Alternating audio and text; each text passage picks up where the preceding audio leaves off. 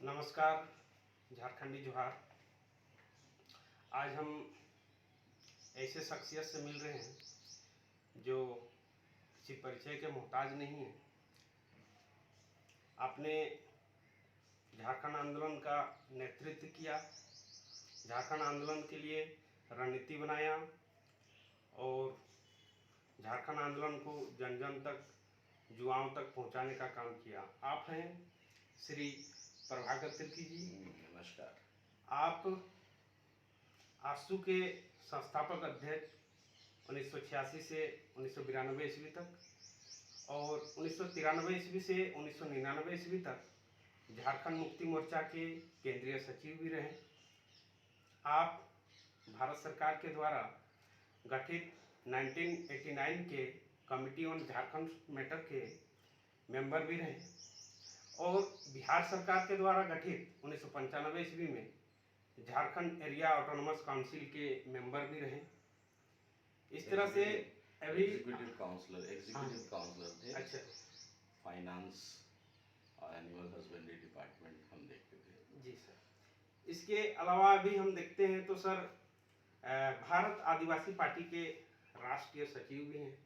इस तरह से सर का राजनीतिक अनुभव बहुत ही लंबा है और राजनीति में इनके अनुभव से भी बहुत कुछ सीखा जा सकता है। साथ ही झारखंड आंदोलन के विषय में अगर जीता जागता दस्तावेज के रूप में हैं तो इससे हम लोग शोधार्थी हो या तो अन्य जो भी अभी की पीढ़ी हैं वो जान सकते हैं, समझ सकते हैं। सर आपका बहुत बहुत धन्यवाद और स्वागत करते हैं। यहाँ पर हम देखते हैं कि राज्य बनने के बाद भी जिन तत्वों को आपने कहा कि जैसे आर्थिक रूप से हमारा कंट्रोल, अभी 25 साल हो गए, लेकिन यहाँ के संसाधनों में आर्थिक रूप से हमारा हिस्सेदारी और कंट्रोल अभी भी नहीं के बराबर है और राज्य सरकार भी इस विषयों को गंभीरता से नहीं लेती है। तो ये जो उद्देश्य था हमारा वो कहीं ना कहीं फिर पीछे चला गया, बल्कि परिस्थिति, पुरानी परिस्थिति अब आ गई है। जब यहाँ के लोग को रोजगार नहीं मिल रहा था तो लोग कैसे जा रहे थे, वही परिस्थिति, मतलब इतिहास की पुनरावृत्ति हो रही है यहाँ पे। अगर आप अभी पलायन का आंकड़ा देखेंगे तो बहुत ही खतरनाक दिखेगा कि यहाँ के लोग आज भी बड़े पैमाने पर पलायन के लिए, रोजगार के लिए बाहर जा रहे हैं।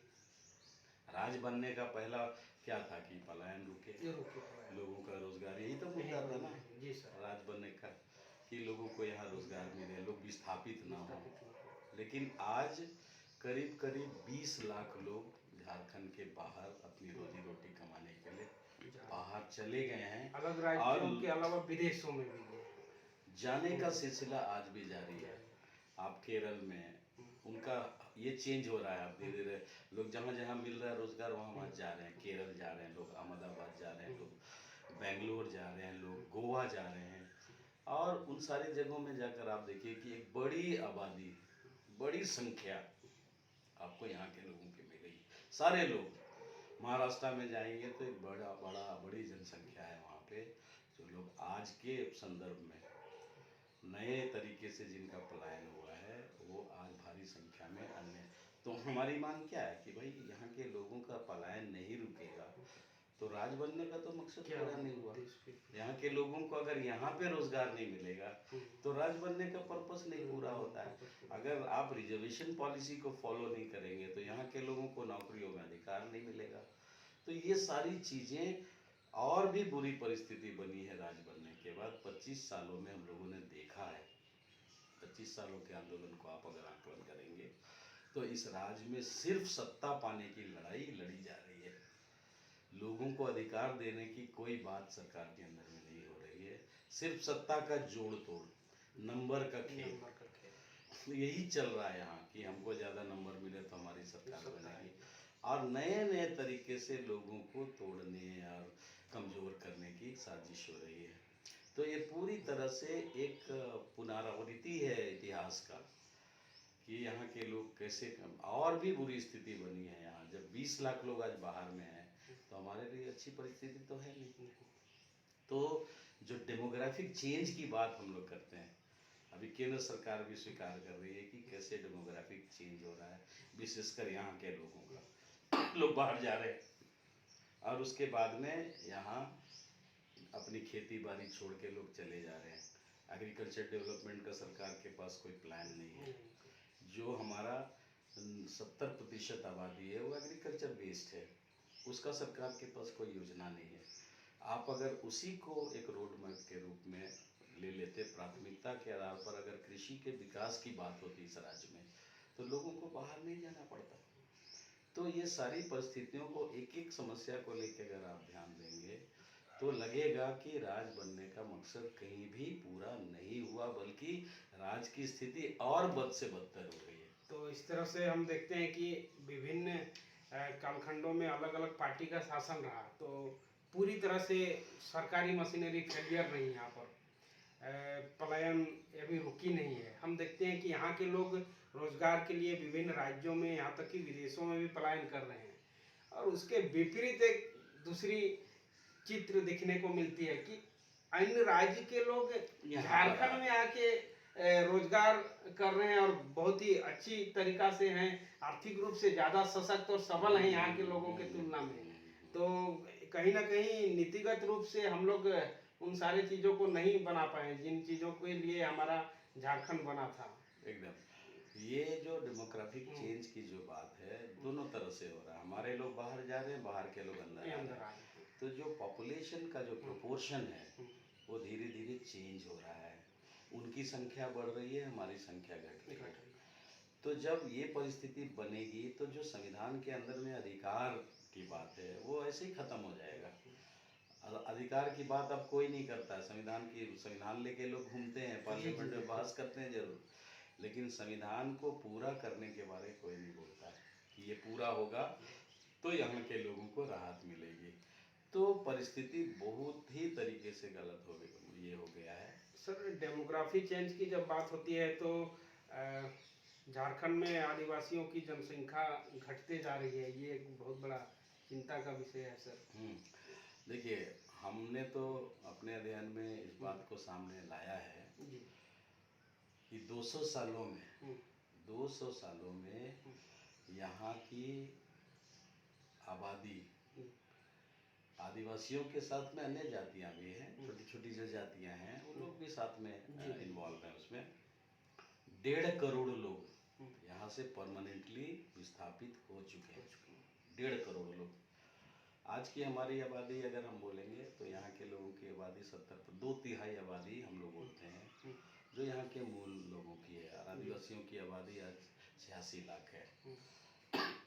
अगर हम उसका आंकलन करेंगे तो उसकी दोगुनी आबादी, 1.5 करोड़ आबादी यहाँ से बाहर जा चुकी है।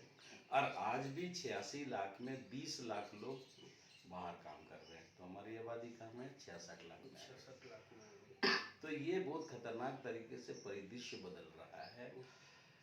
उसी को हम लोग बोलते हैं डेमोग्राफिक चेंज। और एक समय आएगा कि कहीं ऐसा ना हो कि राज हमारा और शासन किसी का और कोई और यहाँ पे ये हो जाएंगे, फिर दावा करेंगे कि हम यहाँ के लोग हैं, यहाँ के मूल लोग हैं। तो ये परिस्थिति बहुत खतरनाक तरीके से बदल रही है। यही हमारे लिए चिंता का विषय है आज का। हम एक बात उसमें और जोड़ेंगे, क्योंकि हम लोग आंदोलन में रहे तो हर परिस्थितियों को हम लोगों ने देखा है।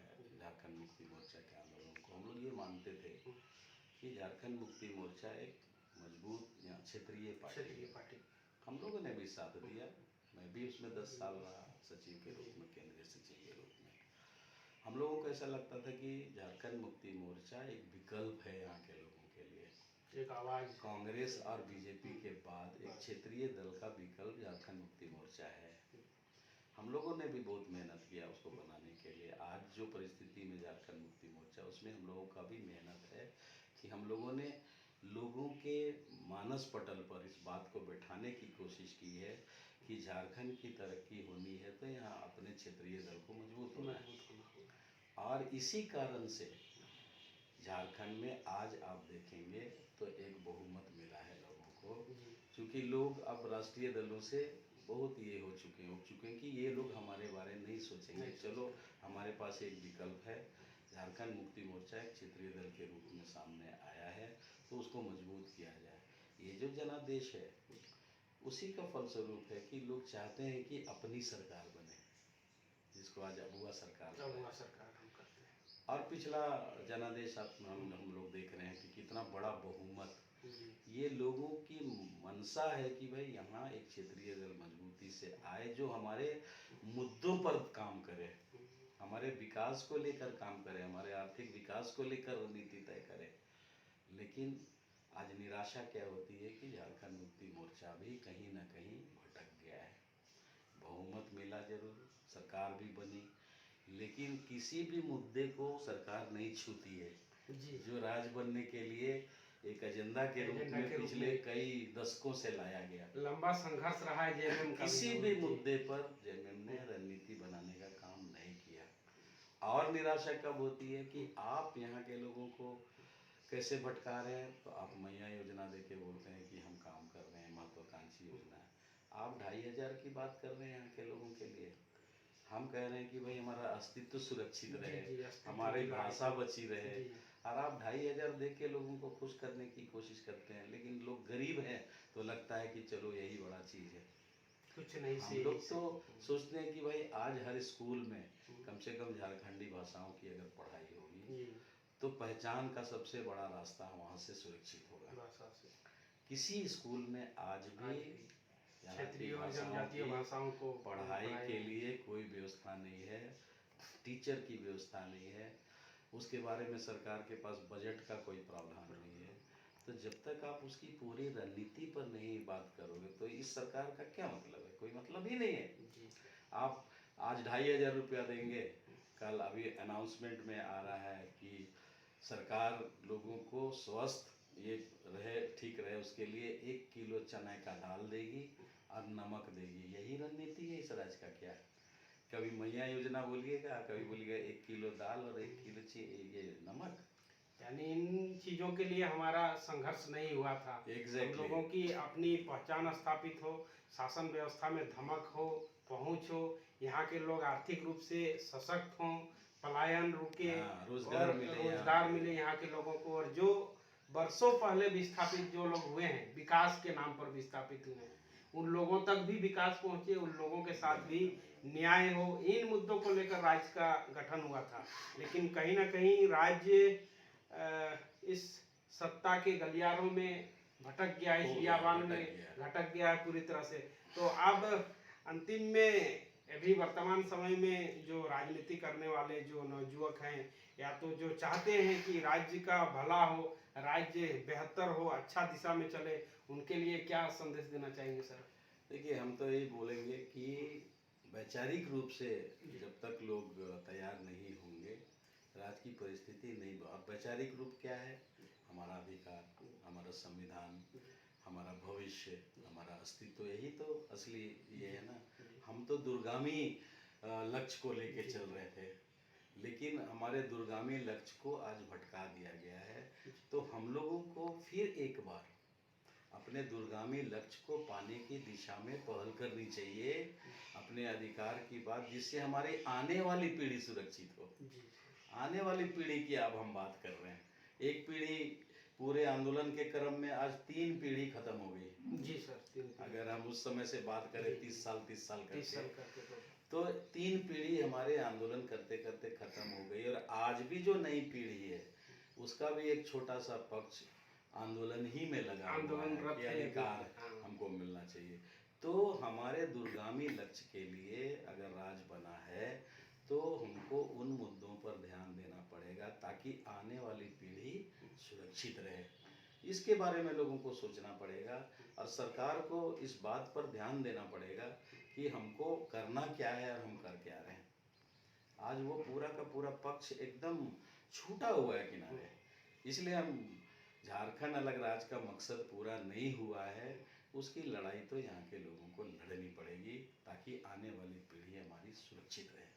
यानी झारखंडियों को सतत रूप से लड़ाई लड़नी ही पड़ेगी, तभी वो अपने हक को पा सकेंगे और अपना जो वजूद है उसको बना के रख पाएंगे। तो सर, आज का जो चर्चा हुआ बहुत ही सकारात्मक, हम लोगों को बहुत कुछ सीखने को मिला। हम लोग किताबों में पढ़ते हैं और आपको किताबों में पढ़ते हैं, और आज आपके साथ रूबरू हो रहे हैं, आपसे मिले। आपके बहुत सारे लेख अलग अलग किताबों में मैंने पढ़ा भी, और आपकी पुस्तक झारखंड और आदिवासियों का विकास का सच जो है उसको हाँ, भी हाँ, मेरे हाँ, पास है, उनको देखा मैंने। और आपने जैसे पलायन की बात की थी, प्रभात खबर में आपका वो आलेख भी छपा था, उस पर आप रिसर्च कर रहे हैं। तो बहुत सारी चीज़ों को देखा, फिर मेरे मन में भी जिज्ञासा हुई कि आप हैं भी एक जीवंत दस्तावेज के रूप में, तो आपसे मिलकर रूबरू होते हैं, आपसे जानने का प्रयास करते हैं क्या था उस समय का परिस्थिति, आप लोगों का क्या अनुभव था। तो बहुत सारे चीज़ों को जानने और समझने का मौका मिला, और मेरे लिए ये सौभाग्य की बात है कि आप लोग झारखंड आंदोलन को नेतृत्व किए हैं, जिए हैं उसको, और आप लोगों से आशीर्वाद और मार्गदर्शन मिला। बहुत बहुत धन्यवाद। जा, जा।